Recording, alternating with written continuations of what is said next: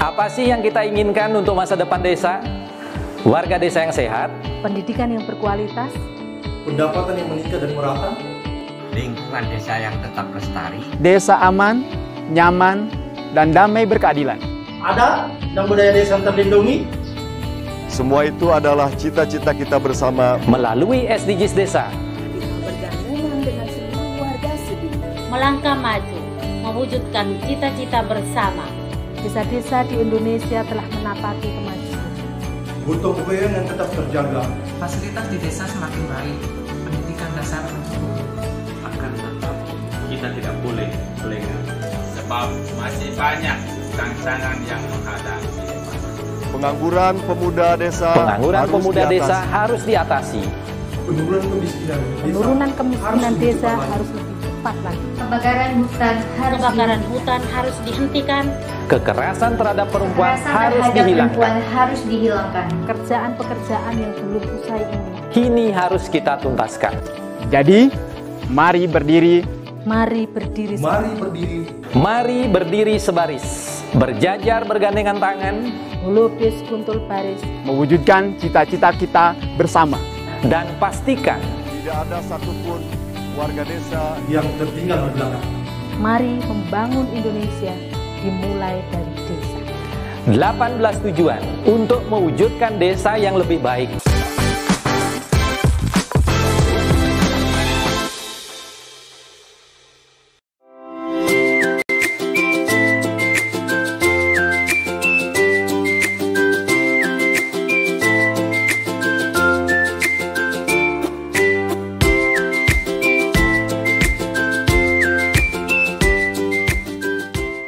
Dapatkan kabar baik dan kebaikan desa dan perdesaan hanya di TV Desa News.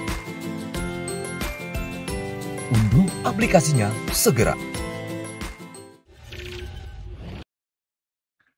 Salam bahagia kerabat desa Indonesia, mari berdiri sebaris, selubis kontul baris, salam SDGs Desa. Pagi ini menarik, kita akan membahas tentang masa depan pendampingan badan usaha milik desa. Salah satu yang mungkin sebelum bicara masa depannya adalah masa kininya gimana ini pendaftaran registrasi badan hukumnya kan gitu, karena ini kan bicara masa depan perkawinan kalau akad nikahnya nggak tercatat ya juga repot juga kan gitu.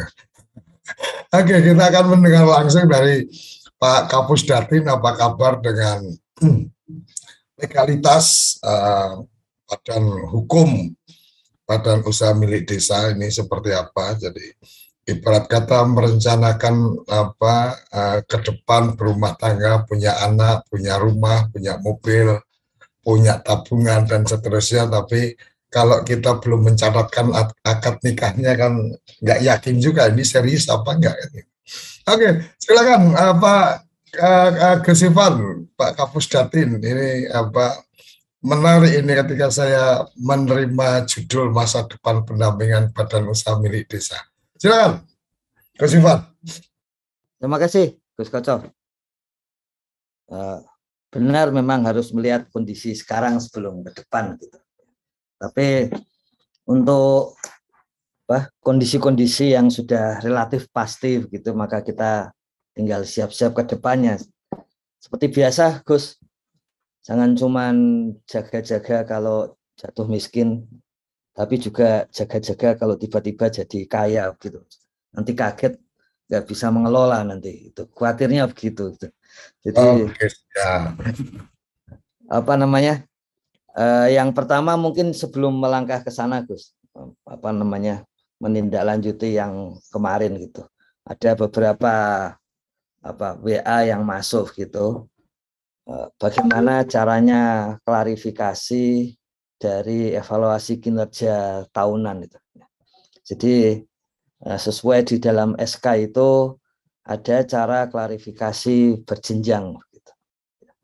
Cuman kemarin bersama-sama Gus Halim kita melihat bahwa waktunya itu sudah sangat mepet gitu, sehingga bagi yang butuh klarifikasi bisa melalui call center Kementerian Desa. Jadi sudah ada koordinasi antara Humas dengan Pak Yusra. Nanti begitu ada yang menyampaikan ingin klarifikasi saja.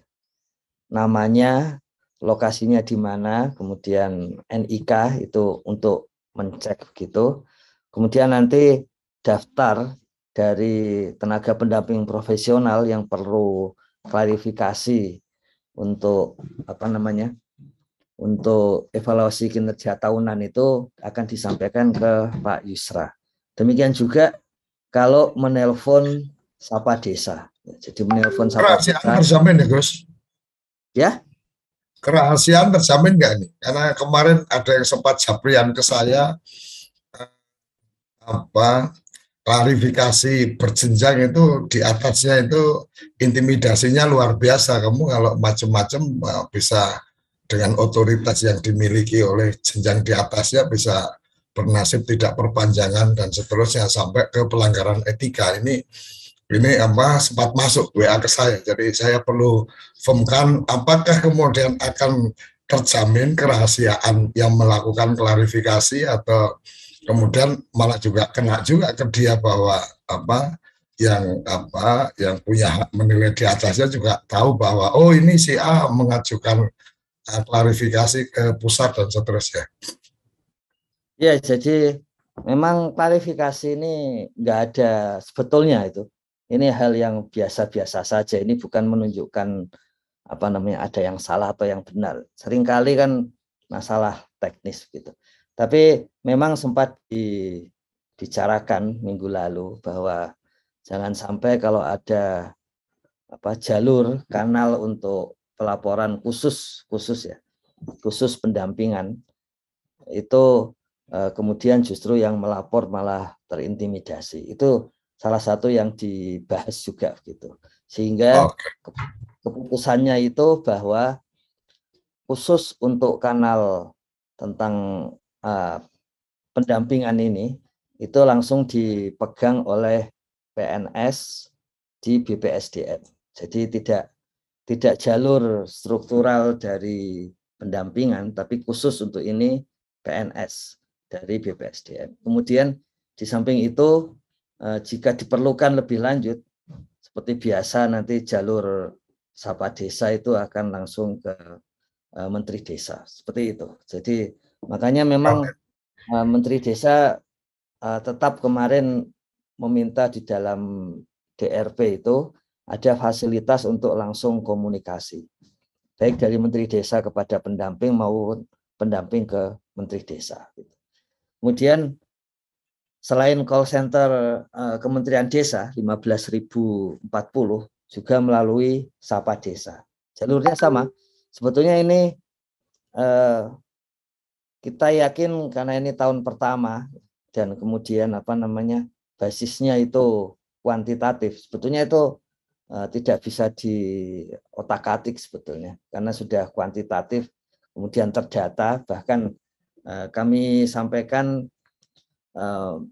melakukan evaluasi kualitatifnya pada tanggal berapa, jam berapa gitu, seperti di dalam jam server yang sampai detik itu. Jadi memang terbaca yang melakukan dan yang tidak melakukan seperti apa. Kemarin juga karena itu melalui call center Kementerian Desa, Sapa Desa, kemudian boleh berjenjang itu tujuannya di tanggal 15 November itu sudah selesai. Ini kalau sekarang 9 November itu waktunya tinggal 6 hari lagi gitu. Makanya itu yang kemudian dipercepat gitu. Supaya jangan sampai ada yang dirugikan.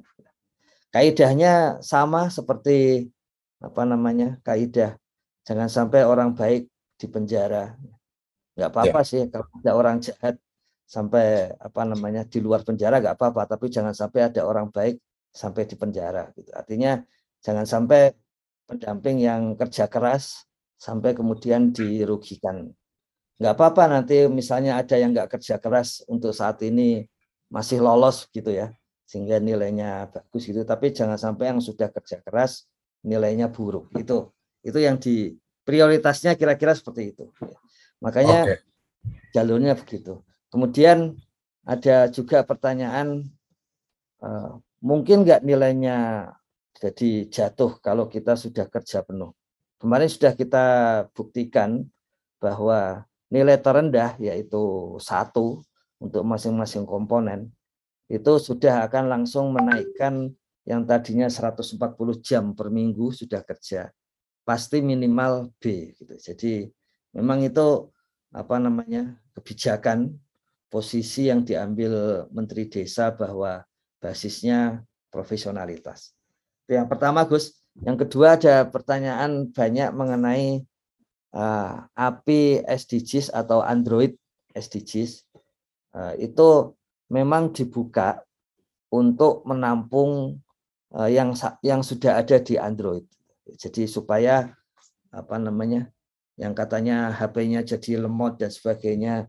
Nah, sekarang saatnya tinggal di-upload gitu.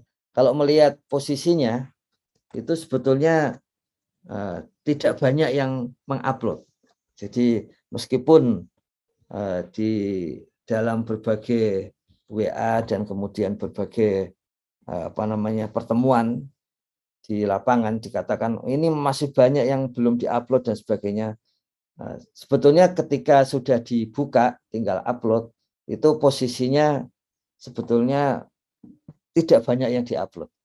Jadi nanti kita lihat perkembangannya karena kita memberikan waktu paling tidak kita lihat seminggu. Tapi kalau yang mengupload sudah mulai nggak ada gitu, ya sudah kita langsung keluarkan yang versi terbaru dari Android SDGs Desa. Versi terbaru itu yang nanti juga digunakan untuk perkembangan pendataan. Misalnya kalau ada yang sudah meninggal harus dihapus dan sebagainya. Dan kemudian perkembangan ke depannya. Jadi memang tujuannya seperti itu. Kalau ada yang menanyakan kemarin sebetulnya yang dibutuhkan berapa yang sudah di-download, itu sampai hari ini itu tim yang bagian mengirim email itu tiap hari masih mengirimkan email ke tiap-tiap desa. Jadi yang bisa mendapatkan BNPB address tetap hanya desa begitu. Sementara yang tim teknisnya yang menyusun untuk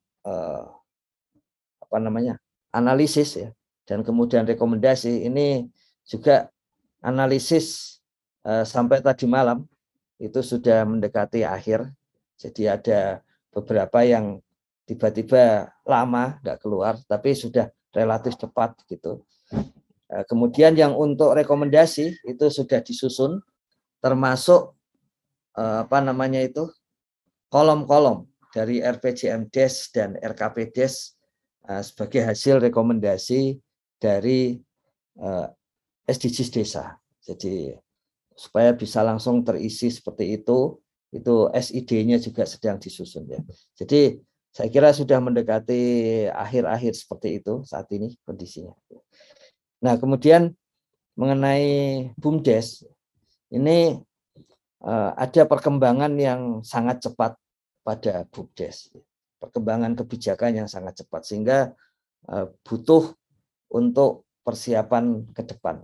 Karena yang namanya kebijakan itu konsekuensinya itu perubahan sosial ke depan. Jadi gunanya kebijakan atau regulasi atau hukum itu membuat perubahan sosial ke depan. Makanya perlu segera disadari dan terutama untuk khusus desa itu memang BUMDes ini satu entitas hukum baru. Tapi yang paling penting adalah bagaimana bisa menyangga ekonomi desa. Itu tidak mudah meskipun seperti biasa ada jalan untuk menempuhnya. Nah, beberapa hal yang baru, yang jelas yang pertama itu bahwa Undang-Undang Cipta Kerja di tahun 2020 itu sudah membuat regulasi baru bahwa BUMDes adalah berbadan hukum. Nah, begitu berbadan hukum, saya kira kemudian sudah menyadari kita semua jenis pendampingan. Yang kami masuk pendampingan berarti tidak hanya oleh tenaga pendamping profesional, tapi pegiat desa, dinas PMD yang punya tugas untuk pembinaan itu turut serta di dalamnya. Dan sudah juga putuskan bahwa nanti misalnya di Kementerian Desa, Direktorat Jenderal Pengembangan Investasi dan Ekonomi Desa itu juga akan langsung masuk kepada para pendamping di kabupaten, di kecamatan, dan di desa. Jadi sudah ada kesepakatan, jadi tidak akan berlama-lama. Semula dipusatkan di BPSDM, tapi kemudian kesepakatannya dari BPSDM adalah nanti akan langsung seperti itu. Dan saat ini berbagai modul untuk pendampingan itu disusun oleh Ditjen PEI, Pengembangan Ekonomi dan Investasi. Jadi supaya kita juga siap-siap di lapangan. Dan seperti biasa, yang namanya modul pendampingan itu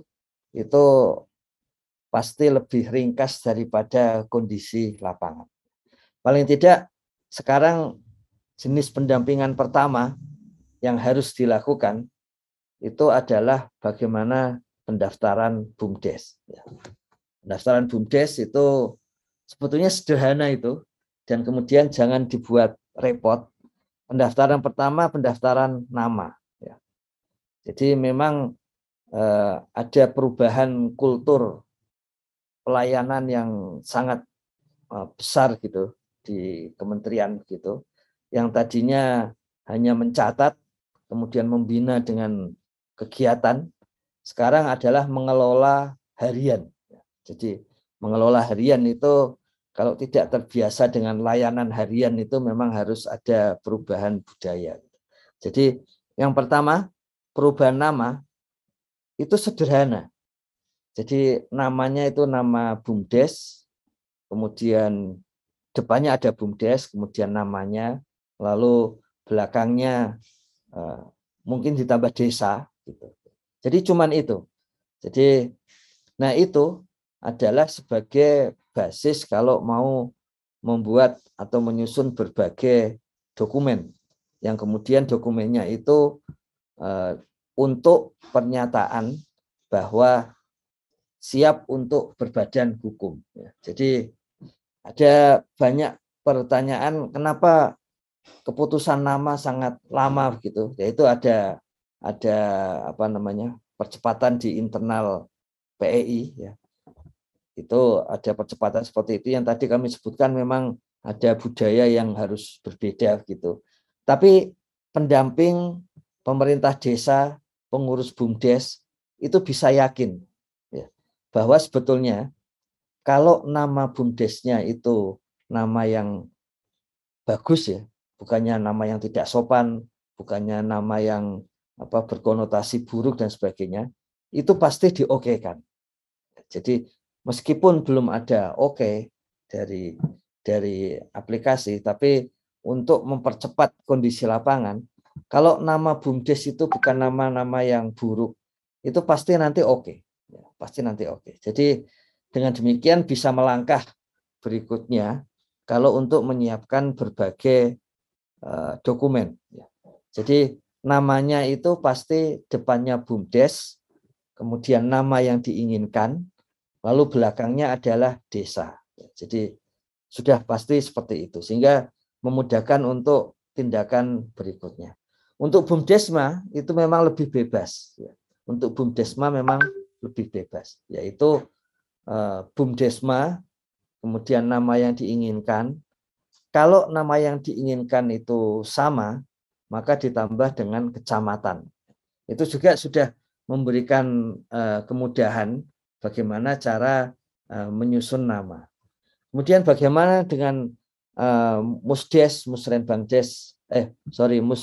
untuk penyusunan berbagai dokumen. Ya, dokumennya tentu saja disusun sebelum Musdes. Jadi ada berbagai dokumen. Nah, ada yang sering ditanyakan itu dokumen tentang rencana ke depan dan rencana keuntungan ya, dan sebagainya gitu. Itu yang penting adalah diisi semuanya dulu ya. Untuk yang tidak bisa diisi karena ada rumus-rumusnya dan kemudian dicari masih sulit begitu. Tidak apa-apa dikosongkan, tapi dokumen itu sudah mulai ada gitu. Dan kemudian diberi tanda sebagai bahan untuk konsultasi dengan Ditjen PEI. Dengan demikian musyawarah desa tetap bisa jalan. Dalam musyawarah desa itu juga bisa dibuat satu keputusan-keputusan bahwa misalnya nama ini atau yang kemudian nanti akan diputuskan oleh Menteri Desa seperti itu. Karena nanti kan yang memberikan surat keputusan itu atas nama tanda tangannya langsung Menteri Desa. Jadi di dalam Musdes bisa dibuat klausul seperti itu sehingga Musdes tetap bisa berjalan gitu. Kemudian setelah itu usulan yang lain seperti tadi pengukuran itu yang belum bisa diukur tidak apa-apa dikosongkan, tapi yang bisa diukur diisi. SOP, kemudian ADART itu kan bisa diisi. Jadi itu sebagai bahan untuk diusulkan, sehingga akan memudahkan. Nah, patokan nama itu memang tidak akan terlalu sulit tadi. Jadi ini hal yang di tahun lalu itu dianggap sangat mudah. Tapi saat ini justru itu menjadi salah satu titik kritis tidak jalan-jalan ke depan.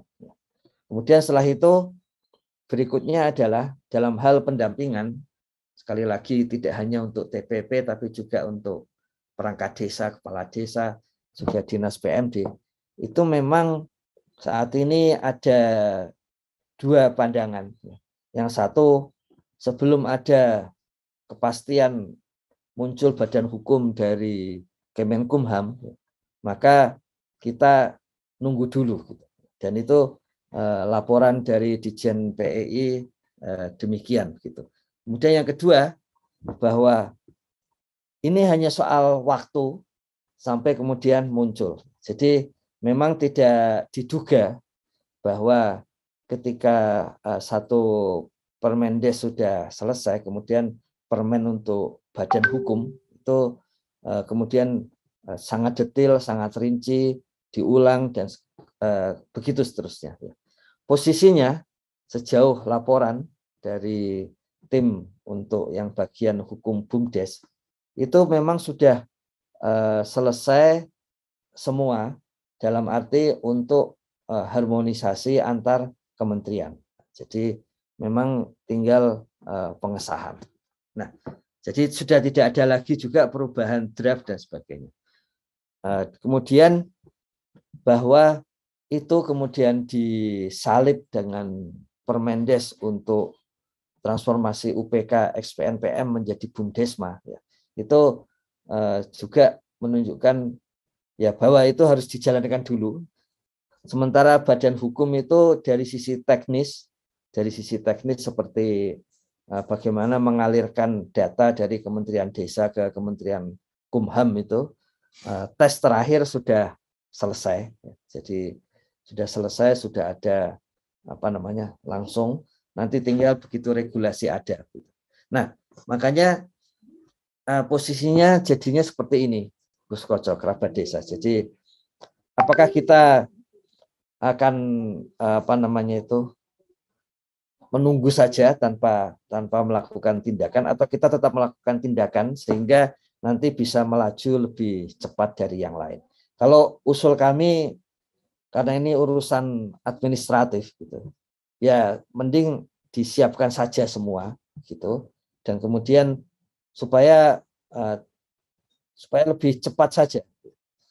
Sementara itu urusan-urusan yang substantif untuk usaha-usaha BUMDesma kan tetap jalan. Cuman dengan adanya administratif segera beres begitu, nanti begitu ada peluang begitu nanti akan melaju lebih cepat. Sama seperti bagaimana desa-desa di dalam pengisian SDG desa itu berusaha mendahului ya tahu ini akan ada masalah dan sebagainya, tapi kemudian mendahului. Waktu itu kita belajar misalnya dari salah satu desa di Jombang yang sudah selesai di awal gitu, di bulan April dan kemudian awal Mei gitu kan. Karena seperti itu, dan kemudian lolos dari berbagai problem yang kemudian muncul. Nah ini juga sama seperti itu. Jadi kalau salah satu tantangan yang kedua adalah tantangan soal berpikir bahwa kesempatan itu seringkali yang bagus datang di awal dan bukan sekedar datang sekali tapi datang di awal gitu. Sehingga memang perlu seperti itu ya. Jadi apakah kita yakin akan muncul itu? Ya akan muncul badan hukum itu. Jadi sudah sampai di level selesai harmonisasi antar kementerian dan memang itu ada di dalam Kementerian Kumham sendiri sehingga memang sebetulnya lebih mudah untuk diselesaikan. Apa yang sudah dilakukan sebetulnya semua pihak setiap hari selalu berkomunikasi termasuk sampai ke level antar menteri gitu. Jadi seperti itu. Sehingga memang cara yang paling bagus saat ini itu memang seperti itu. Dan sama seperti desa-desa yang selalu tenaga pendamping profesional yang selalu menghubungi, sama juga Pemda, Dinas PMD yang selalu komunikasi, kemudian menghubungi di Kementerian Desa, ya itu kalau istilah di dalam WA itu ya up lagi gitu, sehingga memang segera selesai, termasuk untuk segera supaya badan dokumen-dokumen terutama ya setelah nama, karena nama tadi sebetulnya hal yang paling sederhana. Kemudian dokumen ini itu kalau sampai ada kesulitan itu ya harus segera atau sering berhubungan kemudian mencek gitu. Dan ada banyak cara ya, ada banyak cara. Misalnya tentu saja cara yang pertama adalah di dalam bumdes.kemendesa.go.id ada di situ. Tapi ada cara yang lain tentu saja. Misalnya kemudian ketika sudah lama belum direspon, kemudian ada yang melakukan dengan cara mengirim ke Sapa Desa dan call center. Hasilnya sama. Hasilnya adalah kemudian disampaikan kepada Ditjen PEI. Cuman jalurnya beda. Jalurnya adalah kalau yang dari bumdes.kemendesa.go.id dari jalur teknis, kalau melalui call center dan Sapa Desa jalur birokratis. Jadi jalur dari eselon 1 kalau di Sapa Desa, kemudian kalau dari call center itu jalurnya ke eselon 2. Jadi seperti itu. Sama seperti BUMDes itu kreatif dalam berusaha mencari berbagai kesempatan, demikian juga harapannya di dalam di dalam proses saat ini yang memang di luar dugaan, di luar rencana, karena semuanya juga serba cepat gitu, maka juga perlu kreatif dengan berbagai jalur tersebut. Jadi kami pernah sampaikan di bulan Agustus itu sebetulnya sudah pernah ada, tahun lalu sudah pernah ada Rapermen BUMDes memperbaiki Permen BUMDes di 2015. Kemudian tiba-tiba ada Cipta Kerja, maka pengalaman dari Kementerian Desa, kenapa PP tentang BUMDes itu langsung selesai di bulan, waktu itu di bulan November, ya. Oktober akhir, kemudian November gitu. Itu memang karena sudah ada draft Rapermen untuk BUMDes itu di bulan Agustus. Jadi seperti itu, yang sudah siap, kemudian ketika ada kesempatan langsung jadi seperti itu. Makanya 3 PP yang ditandatangani di depan Presiden itu antara lain adalah PP BUMDes di bulan Januari akhir dan kemudian keluar di Februari. Dan kemudian seperti itu, ini juga sama. Kalau kita sudah lebih siap, ya kita nanti pas ada kesempatan akan ambil kesempatan yang pertama. Itu mengenai pendaftaran. Dan kemudian jangan lupa, begitu nanti sudah berbadan hukum, itu yang pertama harus dicek adalah nomor dan kemudian tanggal badan hukum. Nomor dan kemudian tanggal badan hukum. perlu dicek kalau sampai nanti ada kalau sampai ada kesalahan, terutama dalam hal tanggal, ya tanggal, karena masih dalam perbincangan soal tanggal mana yang akan digunakan. Ya. Nanti idealnya tentu saja tanggalnya adalah tanggal ketika terkirim, ya, ketika terkirim. Sementara saat ini masih ada perdebatan tanggal ketika sudah selesai seluruh administrasi. Makanya hal-hal ini perlu dicek ulang, terutama nanti ketika sekitar 1.000, kalau saat ini ya, per hari ini sekitar 1.000 BUMDes dan BUMDesma yang akan langsung berbadan hukum begitu Permenkumhamnya keluar. Jadi ini sudah siap di API hubungan antara aplikasi di Kementerian Desa di Kementerian Kumham. Jadi itu ada 1.000, nah itu harus langsung dicek, terutama tanggal, nomor tanggal. Kalau lokasi sepertinya tidak, kecuali BUMDesma yang harus dicek nanti lokasinya, jangan sampai ada kesalahan. Karena jalur memperbaiki kesalahan setelah berbadan hukum itu sama dengan jalur seperti kita mendaftar badan hukum. Jadi itu nanti gunanya antara lain ketika ada perubahan ADART, kemudian ada perubahan-perubahan di internal BUMDes yang sangat mendasar, itu jalurnya seperti itu.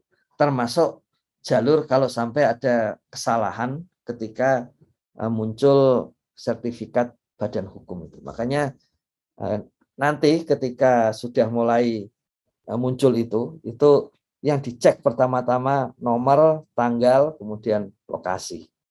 Kemudian setelah itu ada kewajiban dari BUMDes untuk membuat laporan bulanan. Laporan bulanan ini sebetulnya sederhana. Kalau tidak ada perubahan tentu saja laporan itu ada hal yang tidak usah direvisi. Contohnya struktur organisasi, ya, kemudian hal-hal yang sifatnya statis gitu. Tapi yang sifatnya dinamis seperti misalnya unit usaha mungkin statis tapi usahanya itu dinamis gitu. Nah, itu perlu disampaikan.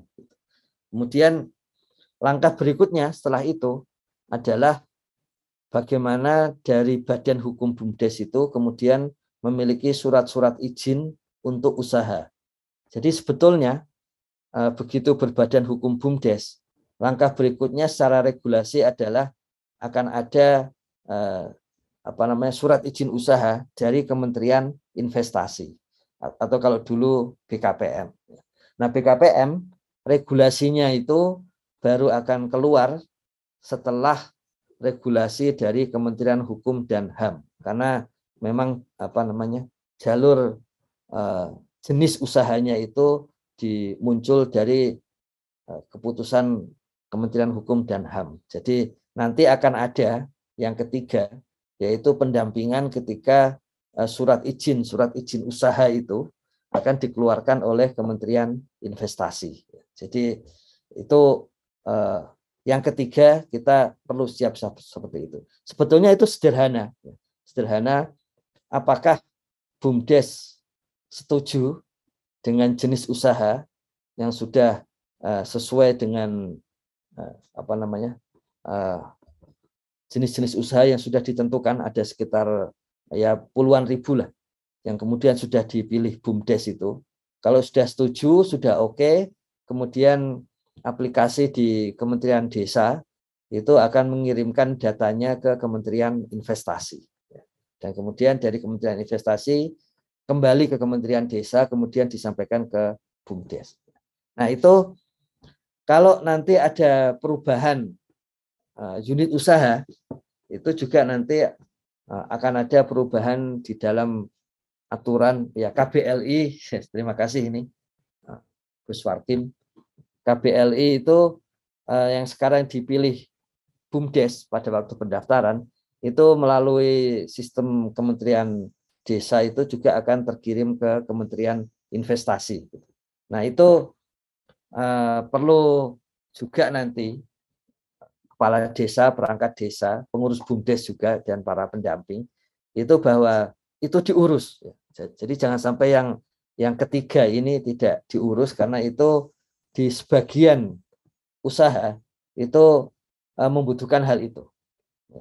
Jadi contohnya setelah itu nanti BUMDes itu juga dirancang untuk bisa masuk ke dalam katalog LKPP dan itu tentu saja butuh surat izin usaha tadi. Jadi yang keempat nanti juga untuk bisa masuk produk-produk BUMDes kalau mau masuk ke dalam katalog untuk LKPP untuk bisa penyedia-penyedia jasa bagi pemerintah daerah maupun pemerintah provinsi dan pusat.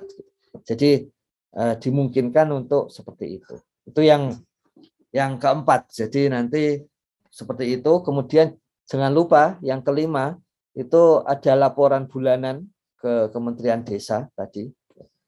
Laporan itu terutama mengenai pertambahan, apakah ada pertambahan atau pengurangan keuntungan usaha dan kemudian omset dan sebagainya.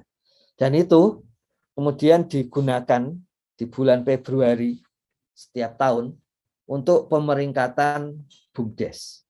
Jadi pemeringkatan BUMDes itu basisnya adalah laporan bulanan yang disajikan oleh BUMDes. Jadi paling tidak harus diingatkan itu supaya bisa melapor bulanan sehingga muncul peringkatnya di bulan Februari. Bagi pemerintah, pemeringkatan itu adalah target-target dari rencana jangka menengah. Sederhana kalau bagi pemerintah.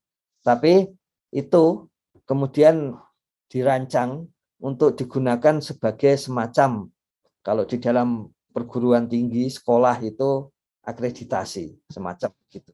Sehingga memudahkan pihak luar untuk maksudnya luar BUMDes ya, luar desa gitu, untuk langsung mencari ya desanya itu, BUMDesnya itu unit usahanya apa dan kemudian sudah terakreditasi apa. Kita ingat sekali lagi pemeringkatan itu basisnya terutama adalah bagaimana laju bulanannya.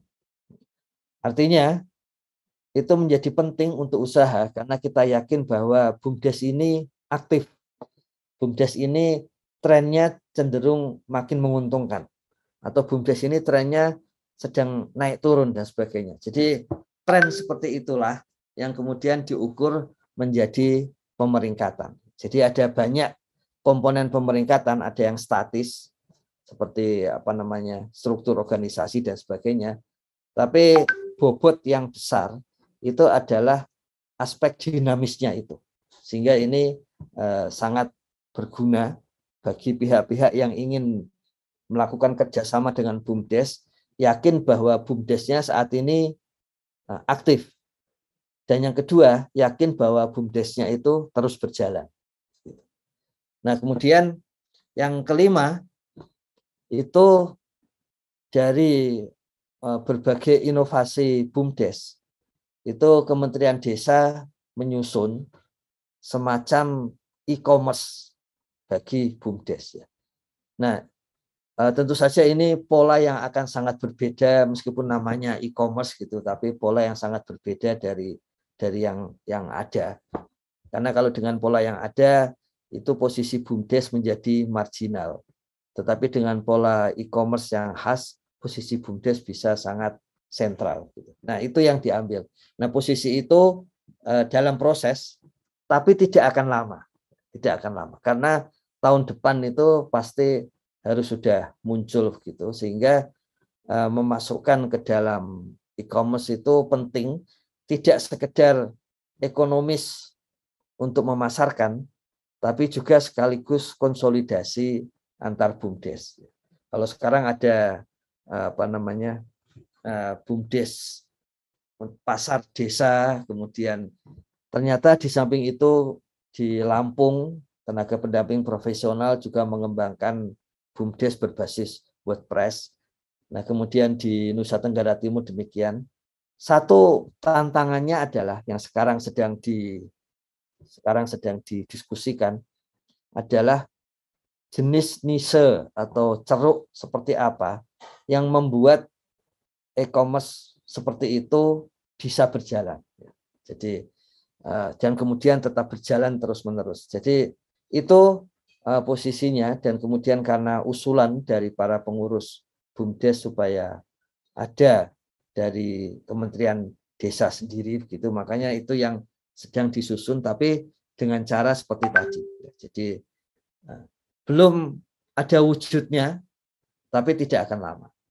Kemudian yang ketujuh itu adalah beberapa usaha yang akan khas dan kemudian akan menjadi salah satu fokus di Kementerian Desa maupun karena arahan Bapak Presiden kemudian di seluruh kementerian atau pemerintah gitu. Yang ketujuh adalah desa wisata. Jadi yang isinya sebetulnya adalah khusus untuk BUMDes-BUMDes yang bergerak di bidang wisata. Jadi satu jenis sub aplikasi BUMDes untuk desa wisata itu segera dimunculkan, dan bahkan sudah dirancang BUMDes atau desa wisata yang diurus BUMDes. Itu ada event tahunannya, yaitu lomba desa wisata. Yang untuk tahun depan itu 2 kali. Yang pertama tentang promosi desa wisata, yang kedua adalah lomba desa wisata. Ya, jadi khusus untuk BUMDes desa wisata itu pendampingan mungkin perlu difokuskan juga, karena memang itu yang akan dikembangkan lebih rinci ya, lebih fokus itu. Kemudian yang ke-8 itu adalah ada sesuai di dalam peraturan Menteri Desa nomor 7 tahun 2021 tentang prioritas penggunaan dana desa. Di situ ada pengembangan untuk penyediaan makanan, terutama yang berbasis adalah dari hewan. Ya, jadi seperti itu. Nah, sebetulnya apa latar belakangnya? Jadi itu latar belakangnya memang ada keputusan pemerintah dan kemudian juga disepakati bersama DPR bahwa salah satu peluang untuk mandiri di Indonesia itu dalam hal pangan, selain padi tentu saja, kemudian jagung sebetulnya ada peluang, adalah hewani. Makanya itu kemudian masuk di berbagai regulasi pemerintah. Di antaranya adalah di Permen Desa nomor 7 tahun 2021. Jadi itu ada di sana. Dan kemudian salah satu yang langsung dikembangkan, itu kalau kita ingat ada berita bagaimana Gus Halim sendiri yang membaca, mendiskusikan berkali-kali di lantai 2, istilah di kami itu, dan kemudian ke lapangan ya, yang di Lampung kemarin sampai ke lapangan integrated farming itu memang ada fokus besar kedua, itu adalah dalam hal usaha ya. Fokus besar pertama tadi yang soal desa wisata ya, kemudian yang kedua itu adalah tentang peternakan terpadu yang dikelola BUMDesma. Jadi di sini peran dari tenaga pendamping profesional di kecamatan dan kabupaten itu penting. Harap kita ingat ada perubahan sudut pandang BUMDesma dari peraturan Menteri Desa yang tahun 2015 dengan yang 2021.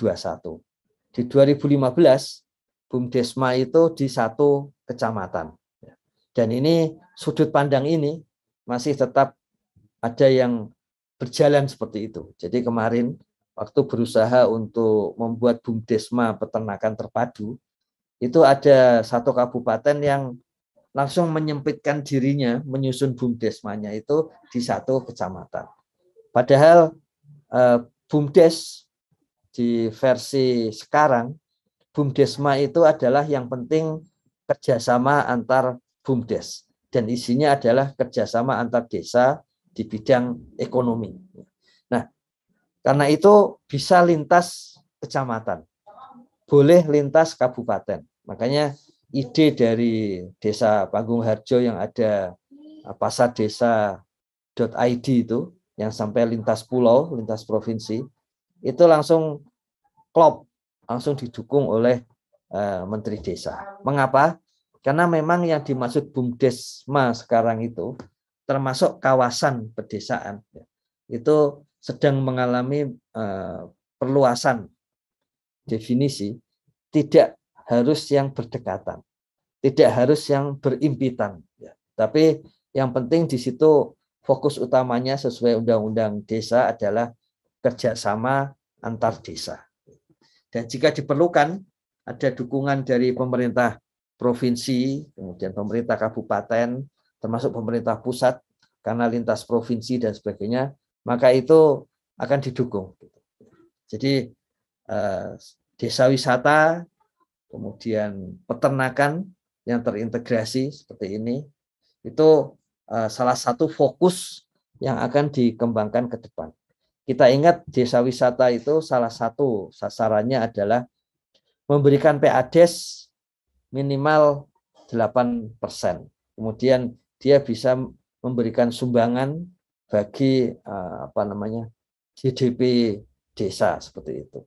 Sementara untuk peternakan itu sudah mulai disusun di beberapa kabupaten. Saya kira nanti sekali waktu kita akan diskusikan di dalam sarapan SDGs desa, karena ini satu perubahan kebijakan memulai kemandirian ternak dan makanan, pangan, mulainya dari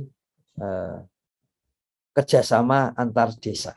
Jadi ini satu kebijakan baru yang dalam beberapa hari itu akan dimulai, dan tahun depan di semester pertama itu harusnya sudah kelihatan apakah berhasil ataukah ada masalah sehingga keberhasilannya tertunda. Tapi dalam hitungan-hitungan teknis itu di bulan Mei atau Juni tahun depan itu BUMDesma peternakan terpadu ini akan bisa menunjukkan kepada Indonesia bagaimana kondisinya. Dan itu seperti biasa akan disusun dengan berbagai rangkaian kebijakan yang lain. Jadi dengan demikian kalau kita ringkas, itu memang beberapa pendampingan BUMDes yang segera dan cepat di masa depan. Memang yang pertama tadi soal pendaftaran gitu. Yang kedua jangan lupa itu budayanya untuk tetap melangsungkan persiapan badan hukum, itu lebih menguntungkan di masa depan daripada tidak menyiapkan. Karena menyiapkan itu sebetulnya bagi entrepreneur itu tidak terlalu lama dan sekali jadi gitu. Sehingga nanti ketika kesempatan muncul ya bisa langsung. Kemudian setelah itu jangan lupa karena ada bulanan, kemudian nanti ada di bulan Februari itu ada pemeringkatan, kemudian ada untuk pengurusan surat-surat izin untuk BUMDes, yang itu sebetulnya secara teknis langsung terkirim dari Kementerian Desa, Kementerian Kumham ke Kementerian Investasi. Tapi bagaimanapun perlu disadarkan mengenai apa arti KBLI dan surat-surat izin tersebut. Kemudian e-commerce BUMDes yang nanti begitu ada supaya siap-siap dengan sudut pandang baru, ya. Karena kalau pakai sudut pandang yang berlangsung sekarang itu tidak relevan sebetulnya. Tapi ini satu sudut pandang baru yang menggali sebetulnya, ya termasuk tim di Kementerian Desa diminta menggali. Memang benar secara logika bisa kalah dengan raksasa-raksasa e-commerce gitu. Tapi kenapa kok tetap ada yang jalan? Jadi seperti itu kenapa? Dan kemudian dirumuskan sejauh mana bisa jalan sampai ke depan. Kemudian berikutnya adalah berkaitan dengan desa wisata, dan kemudian berkaitan dengan berkaitan dengan setelah desa wisata peternakan terpadu. Nah, yang terakhir yang kemarin sore baru keluar dari Kementerian Hukum dan HAM tentang transformasi UPK XPNPM. Kita ketahui basisnya itu tetap dana bergulir masyarakat. Jadi kita perlu refresh, dana bergulir itu mulai muncul, digulirkan, membesar ya, terutama pada waktu Pak almarhum Pak Mugiarto itu ketika mengembangkan Impres Desa Tertinggal. Di situ ada dana bergulir yang basisnya adalah tanggung renteng. Nah, kemudian itu yang berkembang di dalam UPK, kemudian ada modifikasi dari paradigma tanggung renteng solidaritas itu menjadi paradigma yang sifatnya lebih ekonomis.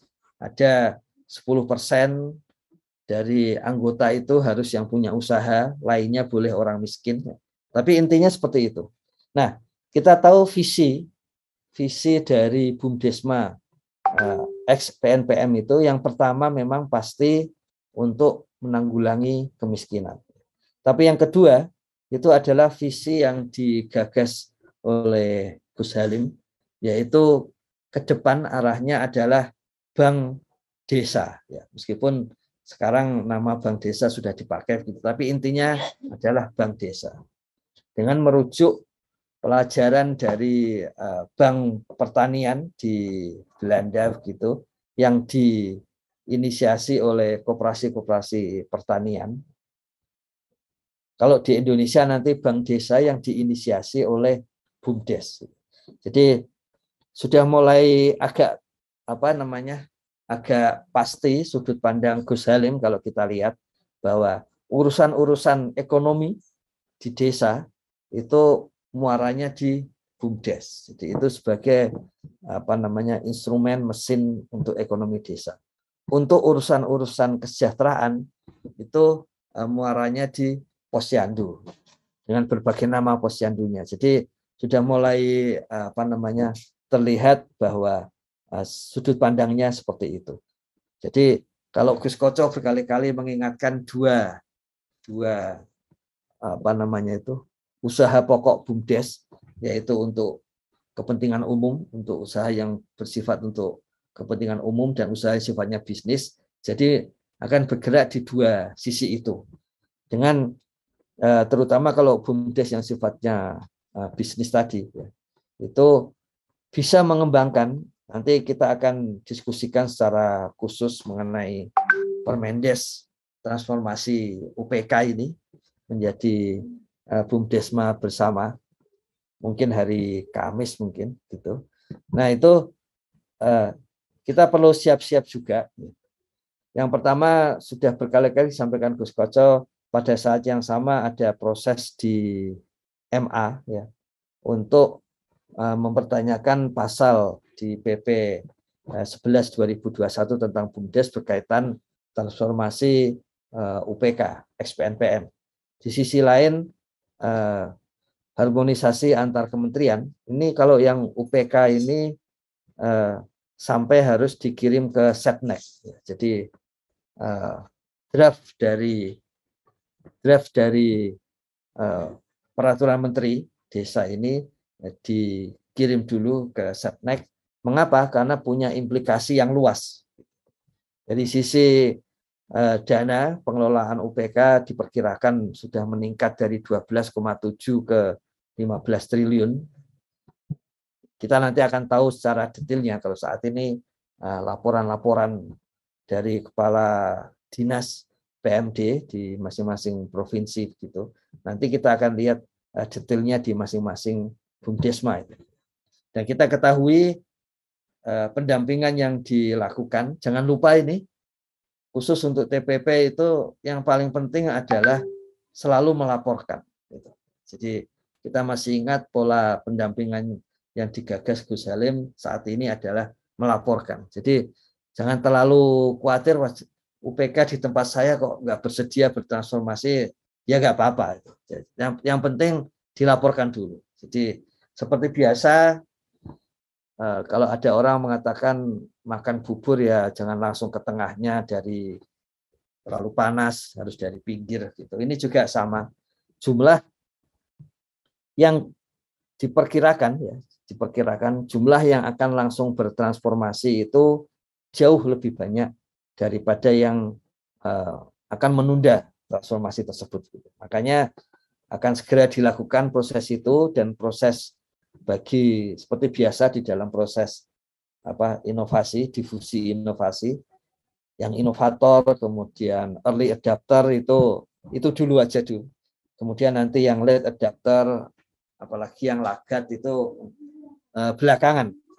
Karena masing-masing kalau belum bersedia itu yang penting kemudian laporan dari lapangan, kemudian dalam laporan itu satu hal informasi yang penting adalah alasan.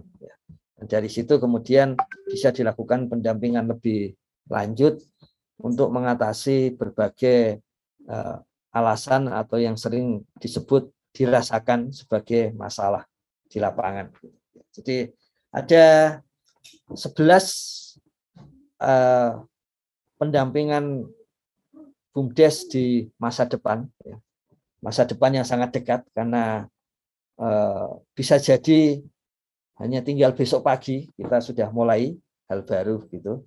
Kemudian pasti nanti perubahan yang sangat besar ketika Badan Hukum BUMDes, tapi harap diingat bahwa sisi administrasi itu tidak, bagi para entrepreneur itu sudah teruji. Sisi substantifnya tetap bisa jalan. Jadi kegiatan-kegiatan BUMDesma tetap bisa jalan, sehingga kemudian itu yang jangan lupa yang kemudian membutuhkan pengembangan lebih lanjut. Sekiranya begitu, Gus Koco, mengapa kita jadi penting? Dan tadi yang pertanyaan pertama Gus Koco, kapan? Nah itu memang semakin sulit dijawab. Tapi yang bisa kami sampaikan, proses administratif sudah selesai, proses teknis sudah selesai. Tentu saja ada mekanisme sendiri sepertinya di Kementerian Hukum dan HAM, seperti itu, Gus Koco. Karena yang untuk Permendes UPK yang dibahas terakhir itu, yang kita sudah diskusikan beberapa minggu lalu itu, sudah keluar sekarang. Kemarin sore, ya seperti itu. Begitu, Gus Koco, kerabat desa sekalian, tentang masa depan pendampingan BUMDes ini. Oke, terima kasih. Luar biasa penjelasannya tentang bagaimana pendampingan BUMDes ke depan. Karena beberapa yang mungkin saya bisa garis bawahi dari yang disampaikan Gus Ivan, baik menyangkut BUMDes maupun yang bukan BUMDes. Yang bukan BUMDes lebih pada semangat utamanya adalah jangan sampai teman-teman yang baik ini kemudian ini urusan evaluasi kinerja nih. Jangan sampai teman-teman yang baik ini kemudian mendapatkan perlakuan yang tidak baik. Tetapi teman-teman yang baik jangan pernah kemudian berpikir untuk tidak menjadi baik gara-gara ada teman yang tidak baik mendapatkan perlakuan yang baik. Jadi jangan pernah berhenti untuk menjadi orang baik hanya karena melihat ada orang yang tidak baik kehidupannya lebih baik. Ini sesuatu yang yang mungkin kita perlu pegang bersama. Jadi jangan sampai kemudian kalau kayak gini saya jadi males untuk kerja yang benar. Oh, berarti kerja benar Anda tidak dalam konteks semangat untuk bekerja dengan benar, kan gitu. Nah, kemudian yang berikutnya adalah tentang badan usaha milik desa, legalitas dan seterusnya. Jadi memang ibarat kata berkeluarga ini kan urusannya urusan surat akad nikahnya. Jadi ada bagian yang belum ada akad nikahnya, itu berarti memang belum bisa dilakukan gitu kan. Artinya ya tidur sekamar belum bisa dilakukan, daftar satu kakak belum bisa dilakukan dan seterusnya. Tapi kalau ijab kabulnya sudah, artinya komitmen mendirikan BUMDesnya sudah, ya semua kegiatan sudah bisa dilakukan kecuali punya kakak sendiri yang kemudian harus dengan bukti surat nikah umpamanya.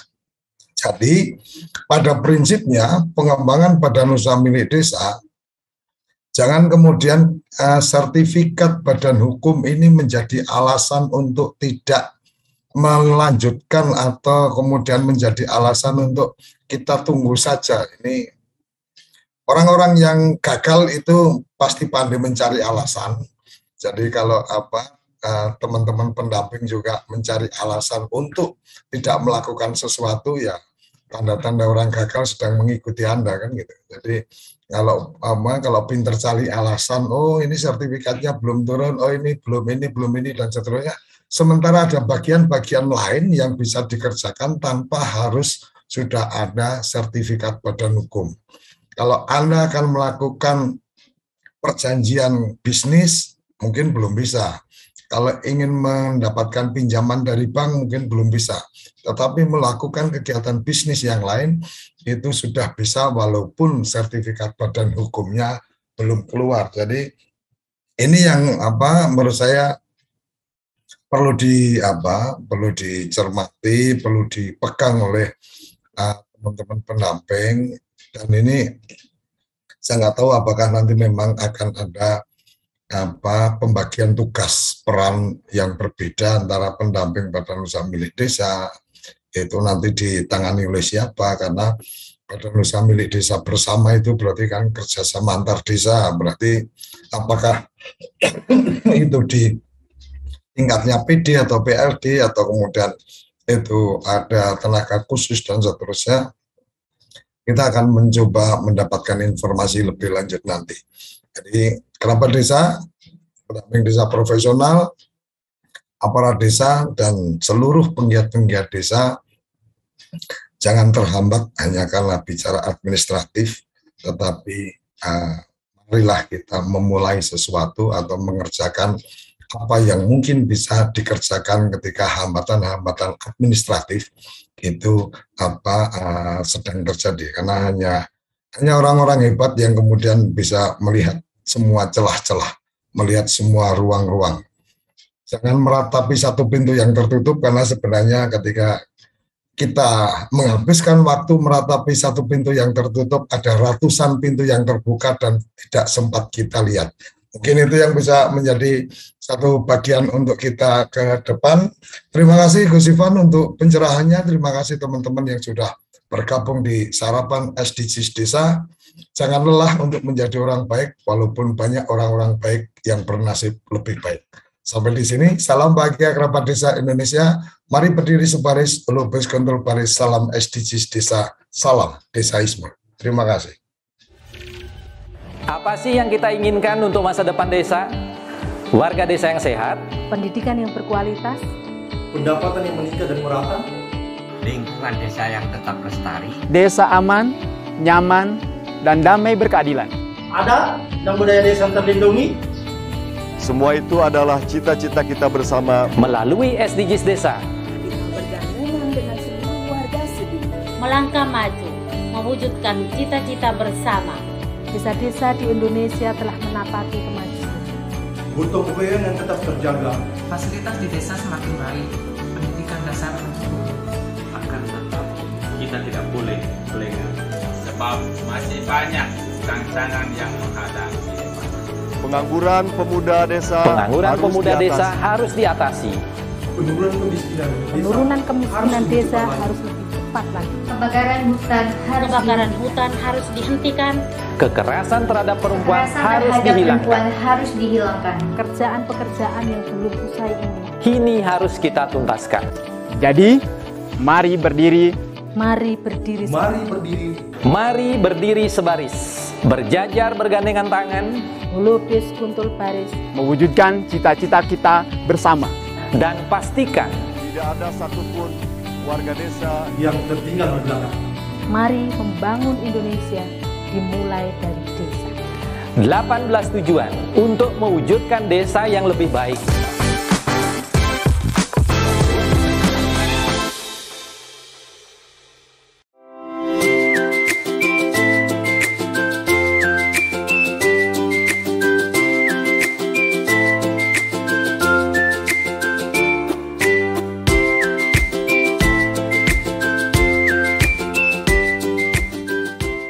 Dapatkan kabar baik dan kebaikan desa dan perdesaan hanya di TV Desa News. Unduh aplikasinya segera.